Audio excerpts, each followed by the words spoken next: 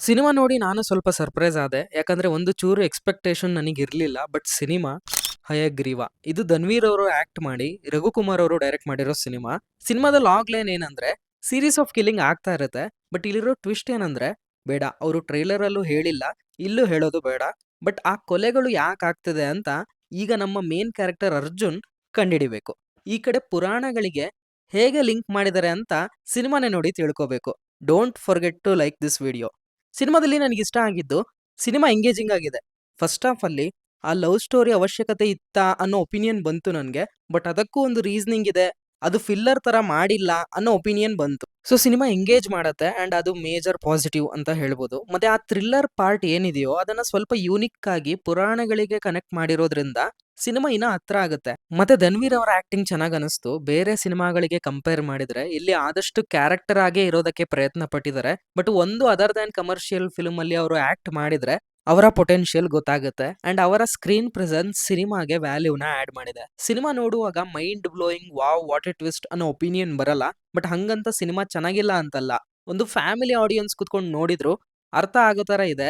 But cinema A rated ನೋಡೋದಾದ್ರೆ ಆ ಒಂದು ಆಸ್ಪೆಕ್ಟ್ ನ ಕನ್ಸಿಡರ್ ಮಾಡಿ. ಸರ್ಪ್ರೈಸಿಂಗ್ಲಿ ಯಾಕೆ ಚೆನ್ನಾಗಿದೆ ಅಂತ ಅಂದೆ ಅಂದ್ರೆ, ಅವರ ಹಿಂದಿನ ಸಿನಿಮಾ ನನಗೆ ಅಷ್ಟು ವರ್ಕ್ ಆಗಿದ್ದಿಲ್ಲ. ಮತ್ತೆ ಈ ಸಿನಿಮಾದ ಆಕ್ಷನ್ ಟೀಸರ್ ಬಂತು. ಆಗ just another action movie with some thrilling moments ಅಂತ ಅನ್ಕೊಂಡಿದ್ದೆ. ಬಟ್ ಇಲ್ಲ, ಈ ತರ ಸ್ಕ್ರಿಪ್ಟ್ ಸೆಲೆಕ್ಷನ್ ಮಾಡಿ ಜಾನರ್ ಸ್ಪೆಸಿಫಿಕ್ ಸಿನಿಮಾಗಳನ್ನ ಮಾಡಿದ್ರೆ ಅವರಿಗೂ ಆಡಿಯನ್ಸ್ ಕ್ರಿಯೇಟ್ ಆಗ್ತಾರೆ ಅಂತ ಅನಿಸ್ತು.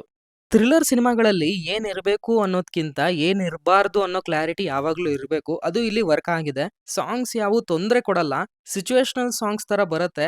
ಇಂಟ್ರೊಡಕ್ಷನ್ ಫೈಟ್ ಒಂದು ಅವಾಯ್ಡ್ ಮಾಡ್ಬೋದಿತ್ತೇನೋ ಅಂತ ಅನಿಸ್ತು.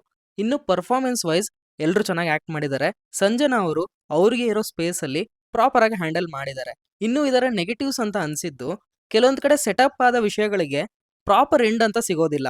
ಫಾರ್ ಎಕ್ಸಾಂಪಲ್ ಮಿಸ್ಸಿಂಗ್ ಕಂಪ್ಲೇಂಟ್ಸ್ ಯಾಕೆ ರಿಜಿಸ್ಟರ್ ಆಗಿರೋದಿಲ್ಲ ಅನ್ನೋದ್ರ ಬಗ್ಗೆ. ಇದು ಈಗ ನಿಮಗೆ ಗೊತ್ತಾಗಲ್ಲ, ಬಟ್ ಸಿನಿಮಾ ನೋಡಿದ್ರೆ ಒಂದು ಐಡಿಯಾ ಸಿಗುತ್ತೆ.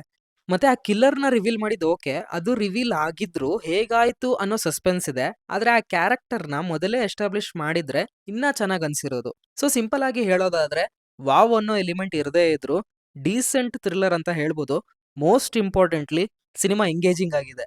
ಸಿನಿಮಾದ ರಿವ್ಯೂ ಸಂಜೆನೆ ಅಪ್ಲೋಡ್ ಆಗಿರೋದು. ಬಟ್ ಕೆಲವೊಂದು ಸ್ಕ್ರೀನ್ಸ್ ಅಲ್ಲಿ ಸೆನ್ಸರ್ ಇಶ್ಯೂ ಇಂದ ಬೆಳಿಗ್ಗೆ 2 ಶೋ ಇರಲಿಲ್ಲ.